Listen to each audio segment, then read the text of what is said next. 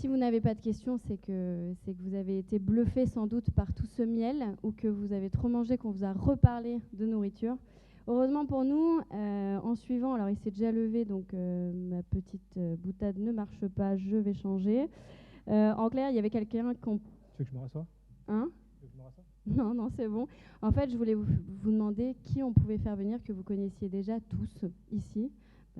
Vicente, c'était sûr. Voilà, donc je vais le laisser se présenter et parler de sa méthode ENLINEAR. Ouais, du coup, oui, tu as raison, tout le monde me connaît, enfin une majorité. Donc moi, c'est Vicente de Marc. Donc pour ceux qui ne me connaissent pas, je travaille à la Chaire Bali. Je suis ingénieur éco-conception. J'ai développé en fait un linéar, donc qui est l'objet de mon pitch aujourd'hui. Un linéar, jusque-là, c'était une méthode de conception au service de l'économie circulaire. Et maintenant, en fait, je porte le projet d'en créer une entreprise à partir de l'année 2024. Et donc, je suis là pour vous présenter ça. Et avant d'aller plus loin, j'aimerais que vous vous demandiez intérieurement, je ne vais pas faire à main levée ni rien, j'aimerais que vous vous questionniez pour savoir est-ce que vous avez vraiment, et j'insiste sur le vraiment, conscience de la complexité des produits que vous mettez en marché ou que vous avez dans votre garde-robe. Donc certains vont dire que oui, et ils auront raison, ils connaîtront parfaitement la complexité des produits, ils vont savoir qu'ils sont très difficilement recyclables, démantelables. D'autres diront que oui, mais cette vision, en fait, elle est erronée parce qu'il manquera un certain éclairage, et d'autres, dans la majorité des cas, diront que non. Et ça, c'est issu des expérimentations qu'on a pu voir. En fait, souvent, les gens n'ont pas conscience de la complexité des produits qu'ils mettent en marché ou qu'ils ont. Et donc, ce fait-là, il est retranscrit au travers d'une statistique, 1% des produits qui sont recyclés en boucle fermée. Tout à l'heure, Pauline t'a parlé de 80% brûlés. Ça se rejoint. Après, bon, il y a des produits qui sont recyclés en boucle ouverte, etc. Mais bon, recycler en boucle fermée, ça veut dire que d'un vêtement, on en refait un vêtement. Et donc, en fait, ce problème, il y a plusieurs explications. Il y a déjà la partie maturité technologique des filières de recyclage. On voit qu'il y a des projets qui se développent, mais c'est à horizon 2028. Et il y a surtout la complexité. C'est ce que j'ai choisi de traiter à travers cette méthodologie. Et donc, en fait, l'objectif, c'est de venir cibler, de voir tous les perturbateurs qu'on va trouver sur le produit. Donc, sur un vêtement, il y a des perturbateurs internes au recyclage.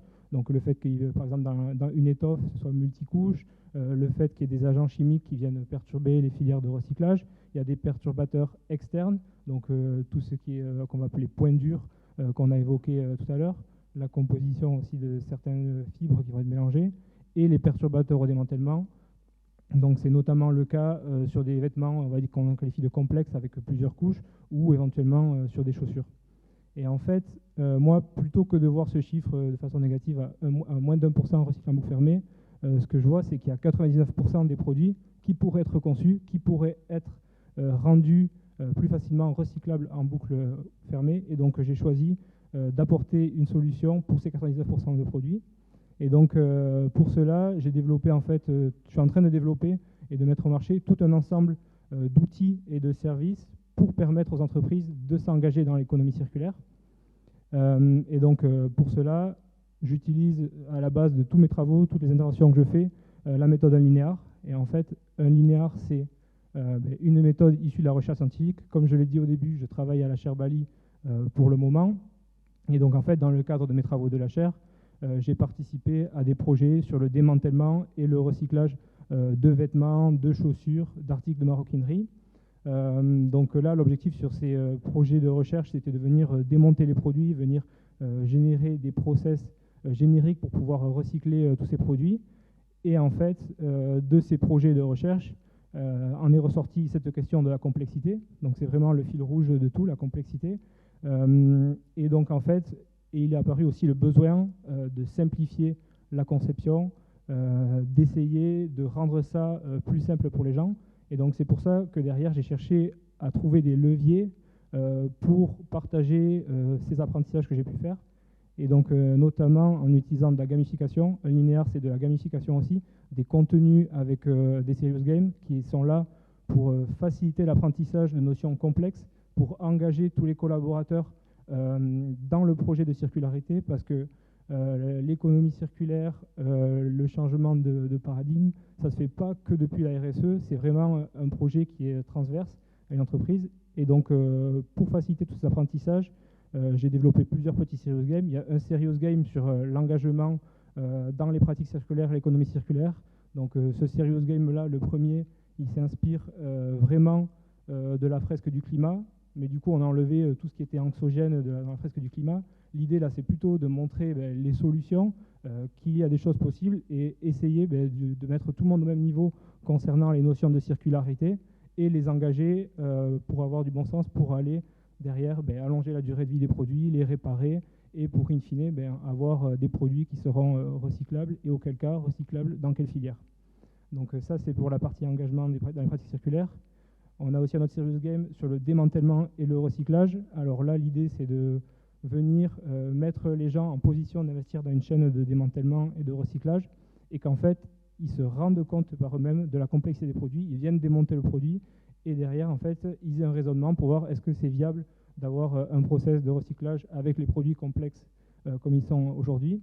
Et donc, en fait, qu'ils switchent d'état d'esprit et qu'ils se disent on va aller dans de l'éco-conception, on va essayer de faire les choses bien pour pouvoir, in fine, récupérer les matières et les réutiliser. Et enfin, on a vraiment le cœur de cette méthodologie qui est la partie avec les hexagones qu'on voit à droite, qui traite de la reconception produit. Donc c'est le serious game que je vais mettre en valeur, c'est celui qu'on a développé en premier, qui est vraiment le plus intéressant à notre sens. Et donc en fait, là l'idée c'est de travailler sur l'architecture produit, parce qu'en fait quand on est venu démonter les produits, on s'est rendu compte en fait que rien qu'au niveau de la conception, de l'assemblage, des choix de matières, des positionnements des matières, des différents boutons, il y avait des problèmes. Et là, l'objectif, en fait, c'est, après avoir démonté, de venir accompagner la montée en compétences des collaborateurs sur ces questions d'architecture produit et de positionnement des différents éléments sur le produit. Donc voilà, on vient représenter en version éclatée, un peu avec une approche moléculaire, le produit. On vient, pour chaque carte hexagonale, en fait, ça représente un composant. On vient nommer la matière dans laquelle est fait le composant. On vient donner une fonction à ce composant. Ça, c'est dans l'idée d'après pouvoir venir faire des choix de conception et pour les composants peut-être qui ne sont pas essentiels, venir essayer de les remplacer, de changer la matière, de transposer la fonction sur un autre composant qui permettrait derrière de diminuer le nombre de matières. Donc c'est question en fait d'aider les gens à faire des arbitrages et à réfléchir à cette architecture produit pour derrière booster le potentiel de circularité du produit. Et après, donc voilà, on a une méthode qui facilite la collaboration. Alors ça, c'est quelque chose qui est très important. Donc comme j'ai dit tout à l'heure, l'économie circulaire, ça ne vient pas que de la RSE.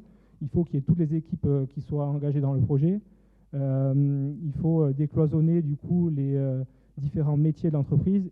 Et cette méthode permet ça à travers son approche simplifiée d'un produit. On a dans les ateliers qu'on fait, dans les formations qu'on fait, on a des designers, on a des opérateurs sur les chaînes de production, on a des ingénieurs, on a des gens du marketing. Et en fait, à travers cette approche simplifiée, on peut partager chacun ses contraintes, ses besoins, et comme ça, derrière, venir créer quelque chose qui sera plus circulaire. Et enfin, pour élargir, donc cette méthode, en fait, aujourd'hui, on l'a fait sur le textile, la chaussure, mais demain, on peut très bien la faire sur d'autres secteurs industriels. On l'a fait aussi sur des produits de sport. On peut la faire sur l'aéronautique, sur des composites, sur du mobilier, sur de l'ameublement. Et en fait, qu'est-ce qui change? C'est, on va dire, la base de données qu'on met en entrée, les exigences concernant les matières et les filières de recyclage de ces matières-là. Et ça fait partie des axes de développement qu'on a, c'est de pouvoir aussi aller aussi bien traiter du textile que de l'ameublement. Et peut-être derrière, imaginer des passerelles entre les matières qu'on va recycler d'une filière à l'autre. Et concrètement, sur l'entreprise que je développe, ce qu'on va proposer, ça va être des formations. C'est ce qu'on fait à l'heure actuelle. Aujourd'hui, on a fait plus de 10 formations dans des entreprises différentes. Donc des entreprises essentiellement chaussures et textiles, et du conseil. Au niveau des formations, voilà, l'idée c'est de vraiment engager tout le monde dans le process. On a 3 modalités de formation pour aussi s'adapter aux contraintes de temps et aussi aux besoins de formation des gens. Ça va de 3 heures à 2 heures, de l'introduction à la circularité, à la conception au service de l'économie circulaire, à la formation, on va dire, complète. Et donc voilà. Et après, au niveau conseil, donc là, l'idée, c'est d'accompagner un peu en tenant la main au niveau de rapidité de l'entreprise, la transition d'entreprise vers l'économie circulaire. Et donc pour ça, on est en train de développer 4 grands axes de travaux. Un premier axe autour de l'audit produit, venir faire pour une entreprise qui souhaite s'engager, qui souhaite tester, venir voir un peu le potentiel de circularité du produit avec notre œil externe, voir qu'est-ce qui va pas dans l'assemblage du produit, quelles matières sont bien, quelles matières sont pas bien, qu'est-ce qui pourrait être fait pour derrière fournir un rapport à l'entreprise. Il y aura une partie du coup conception de produits au global, une partie derrière recherche et innovation, donc là c'est plus sur l'aspect mettre en place des filières de recyclage pour les produits, venir faire des POC de collecte ou accompagner en tout cas l'entreprise sur ces projets d'innovation en lien avec la circularité.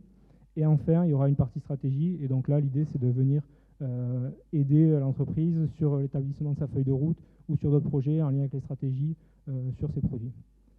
Et donc ça c'est ce qu'on va faire directement à partir de janvier, mais en gardant aussi dans la tête qu'on va travailler à développer un logiciel. Donc ça, c'est pour une échelle de temps plus longue. Donc tout à l'heure, il y en a qui ont parlé de 2028 ou comme ça. Moi, ça, c'est d'ici 2 ans. L'idée maximum de développer un logiciel où, en fait, on va pouvoir charger des données issues de la bill of material du produit. On va pouvoir les charger sur le logiciel Unlinear, où on va pouvoir compléter la bill of material directement en ligne sur le logiciel. Et derrière, venir faire un premier diagnostic à froid, une photo à l'instant T du produit et de son potentiel de circularité. Et ensuite, venir faire des recommandations pour améliorer le potentiel de circularité du produit selon les exigences de l'entreprise. Et donc, l'idée, c'est de tendre de plus en plus après vers de l'automatisation et que le designer, la personne qui va concevoir le produit, puisse juste rentrer ses objectifs, faire un produit qui soit 100% recyclable ou autre, et derrière qu'en fait, le logiciel mouline et propose automatiquement des alternatives. Un peu à la façon d'un chat GPT de la recyclabilité du produit. Et donc voilà, c'est tout pour moi, merci. Merci beaucoup, je pense qu'on peut l'applaudir.